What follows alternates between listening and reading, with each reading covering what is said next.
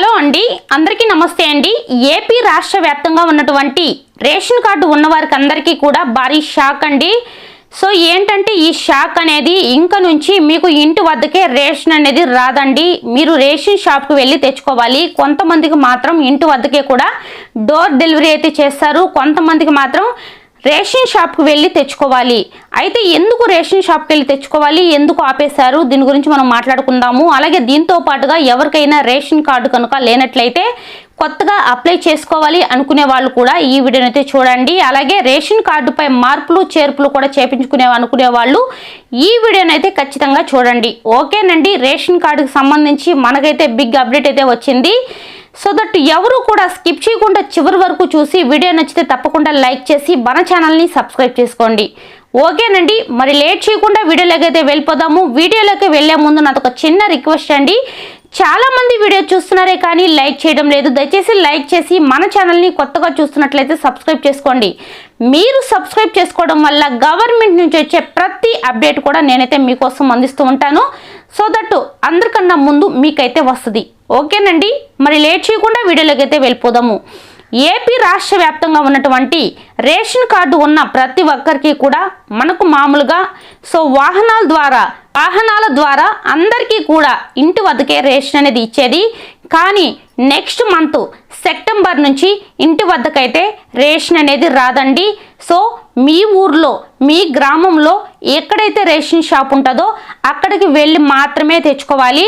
అలాగే ఎవరైనా దీర్ఘకాలిక వ్యాధులు, పూర్తిగా అంగవైకల్యం కలిగినటువంటి వారు, అలాగే ఆరోగ్యం సరిలేనటువంటి వారు, అంటే నడవలేకుండా ఇబ్బందులు పడేవాళ్ళు, రేషన్ దగ్గరికి వెళ్ళలేక ఉండేవాళ్ళు, అట్లాంటి వాళ్ళకు మాత్రం సో ఇంటి వద్దకే వచ్చి డోర్ డెలివరీ అయితే చేస్తారండి. మిగతా వాళ్ళందరూ కూడా రేషన్ షాప్కే వెళ్ళి తెచ్చుకోవాలి. నిజంగా ఈ మాట అనగానే మీరందరూ కూడా షాక్ అయి ఉంటారు. అందులో ఈ ప్రభుత్వం ఏంద్రా ఇలా చేస్తుందని చెప్పి తిట్టుకునే వాళ్ళు కూడా చాలామంది ఉంటారు. దీనికి రీజన్ అయితే ఇప్పుడు నేను చెప్తానండి. చాలా మంది ప్రభుత్వానికి ఫిర్యాదులు అయితే చేశారండి. ఏమని అంటే రేషన్ అనేది మామూలుగా మాకు వాహనాల ద్వారా వస్తుంది, 1-2 రోజులు మాత్రమే వేస్తున్నారు, ఆ తర్వాత అసలు వాళ్ళు ఎలా పోతున్నారో మేము ఎక్కడికి వెళ్ళి తెచ్చుకోవాలి, అడ్రస్ కూడా ఉండటం లేదు. మేము గబక్కన హాస్పిటల్కి వెళ్ళి ఉంటాం, లేదనుకుంటే ఏదో ఊరికి వెళ్ళి ఉంటాం. ఎక్కడికైనా వెళ్ళినప్పుడు 2 రోజుల్లో ఆగమేఘాలుగా మేము అక్కడి నుంచి పరిగెయ్యాలి, లేకుంటే ఇంకా మాకు బియ్యం అనేది ఉండటం లేదు. ఆ తర్వాత అసలు బియ్యం కూడా అసలు ఇవ్వటం లేదు. ఆ మంత్ బియ్యం అనేది తీసుకోకుండా చాలా ఇబ్బందులు పడుతున్నాము.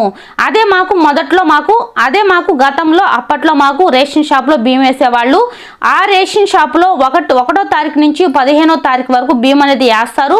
అందులో 1 నెల మిస్ అయినా కూడా 2 నెలలు కలిపి నెక్స్ట్ మంత్లో కూడా వేసే అవకాశాలు కూడా అక్కడైతే మాకు ఉన్నాయి.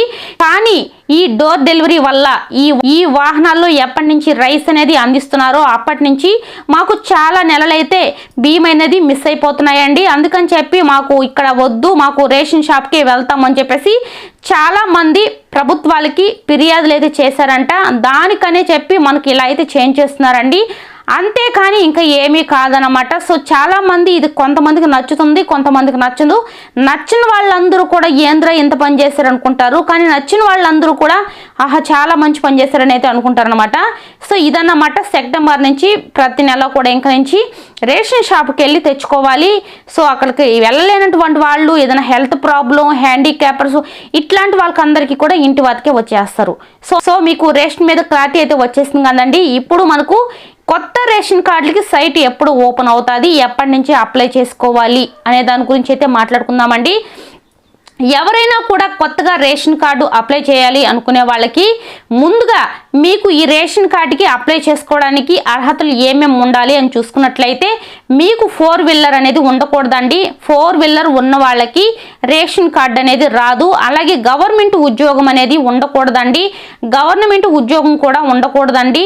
ఇంకా వచ్చేసి గవర్నమెంట్ నుంచి వచ్చే పెన్షన్ అనేది తీసుకుంటూ ఉండకూడదండి. గవర్నమెంట్ నుంచి వచ్చే పెన్షన్ అంటే ఏదైనా ఉద్యోగం చేస్తూ ఉద్యోగస్తుల ద్వారా పెన్షన్ అనేది వస్తుంది కదండి, అట్లాంటి పెన్షన్ అనేది వచ్చే వాళ్ళకు కూడా రేషన్ కార్డు అనేది రాదండి. ఇంకా మనకు రేషన్ కార్డులో వార్షిక ఆదాయం అనేది ఇంతకు ముందు పట్టణ ప్రాంతంలో ఉండే వాళ్ళకి 1,40,000, గ్రామీణ ప్రాంతంలో ఉండే వాళ్ళకి 1,20,000 20,000 వార్షిక ఆదాయం అనేది ఉండవలసి ఉండేది. కానీ ఇప్పుడు అది కాదండి, 2 లక్షల వరకు మనకైతే పొడిగించడం జరిగింది. 2 లక్షల వరకు మీకు వార్షిక ఆదాయం ఉన్నట్లయితే మీరైతే రేషన్ కార్డుకి అప్లై చేసుకోవచ్చు. మీరు రేషన్ కార్డు అనేది అప్లై చేసుకోవాలి అనుకుంటే మీ దగ్గర క్యాస్ట్ ఇన్కమ్ సర్టిఫికేట్ అనేది ఖచ్చితంగా ఉండాలి. ఆధార్ కార్డు అండి. సో మీ దగ్గర ఆధార్ కార్డు అనేది ఉండాలి. మీ ఫ్యామిలీలో సో మీరు ఏదైనా ఫ్యామిలీలో జాయిన్ అవ్వాలి అనుకుంటే ఆ ఫ్యామిలీలో ఉన్నటువంటి అందరితో పాటు మీ ఆధార్ కార్డు వాళ్ళ ఆధార్ కార్డు కూడా ఉండాలి. సో మీరు లేదనుకుంటే కొత్తగా రేషన్ కార్డు కనుక అప్లై చేసుకున్నట్లయితే ఆధార్ కార్డు అలాగే క్యాస్ట్ ఇన్కమ్ మీ ఫ్యామిలీలో ఎంతమంది మీరు అప్లై చేసుకుంటున్నారు రేషన్ కార్డుకి వారందరూ కూడా ఆధార్ కార్డులు అయితే ఉండాలండి. ఇవన్నీ ఉంటే మీరైతే ఎలిజిబిలిటీ అనమాట. దీనికి సంబంధించి సైట్ అనేది మనకు ఆగస్టు 16వ తారీఖు నుంచి అప్లై చేసుకోవచ్చండి. రేషన్ కార్డు లేని వాళ్ళందరూ కూడా అప్లై చేసుకోవచ్చు. అలాగే మీ రేషన్ కార్డులపై ఎట్లాంటి మార్పులు చేర్పులు తప్పులు ఏదైనా ఉన్నా కూడా ఆగస్టు 16వ తారీఖు నుంచి మీ మార్పులు చేర్పులు ఎలాంటి ప్రాబ్లం ఉన్నా కూడా మీరైతే సరి చేసుకుని సాల్వ్ అయితే చేసుకోవచ్చు అన్నమాట.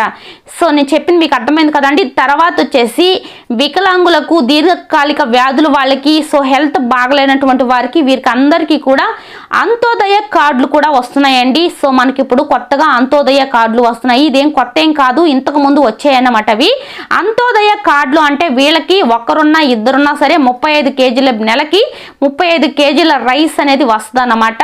ఇవి వికలాంగులకు దీర్ఘకాలిక వ్యాధులు వాళ్ళకి ఇంకా సో చాలా పేద వాళ్ళకన్నమాట, చాలా పూర్ ఫ్యామిలీ వాళ్ళకి ఇట్లాంటి వాళ్ళకే వస్తాయండి, ఉన్న వాళ్ళకి కాదు. చాలా పేదలకి సో వికలాంగులకి ఇంకా దీర్ఘకాలిక వ్యాధులకి సో ఇట్లాంటి వాళ్ళకి వస్తాయండి. సో వాళ్ళకి అంత్యోదయ కార్డులు అయితే మనకి ఇప్పుడు కొత్తగా కూడా ప్రభుత్వం అయితే ఇస్తుందన్నమాట. కొత్త ఏం కాదు, పాతవేలే. సో అవైతే ఇస్తున్నారు. దానికి కూడా మీరు అప్లై చేసుకోవచ్చండి. దీనికి సంబంధించి అర్హులు ఎవరైనా ఉంటే మీ దగ్గర ఆధార్ కార్డు అలాగే క్యాస్ట్ ఇన్కమ్ అనేది తప్పనిసరిగా ఉండాలి. మీరు పేదవాళ్ళు అయితే మీ దగ్గర ఇన్కమ్లోనే అర్థమైపోద్ది అనమాట మీ మంత్లీ ఇన్కమ్ ఏంటనేది. సో దాన్ని బట్టి కూడా మీకు కార్డు అనేది ఇస్తారు. సో నేను చెప్పింది అర్థమైంది కదండి. ఇంకా మీదట సెప్టెంబర్ నుంచి ఎవరికి కూడా ఇంటి వద్దకి రేషన్ అనేది రాదండి. మీరు రేషన్ షాప్కి వెళ్ళి తెచ్చుకోవాలి. అయితే ఎవరికి ఇంటి వద్దకి రావడం ఇష్టమో కామెంట్ చేయండి. ఇంటి వద్దకు రాలేదని చెప్పి ఎవరు బాధపడుతున్నారో దీనికి కూడా కామెంట్ చేయండి. ఎందుకంటే ఇట్లాంటి కామెంట్స్ అన్నీ కూడా ప్రభుత్వానికి తెలిసే అవకాశాలు ఉంటాయన్నమాట. సో అలాంటప్పుడు దేనికి ఎక్కువగా కామెంట్స్ వస్తున్నాయి, దేని గురించి ఎక్కువగా ఎవరు ప్రజలు ఎక్కువ ఆలోచిస్తున్నారని చెప్పి దాన్ని బట్టి కూడా మనకు మళ్ళీ కూడా మార్చే అవకాశాలు కూడా ఉంటాయి. ఎక్కువ మంది రేషన్ షాప్కి వెళ్ళాలని ఆలోచిస్తే మాత్రం మనకు రేషన్ షాప్ కాడికే పంపిస్తారనమాట.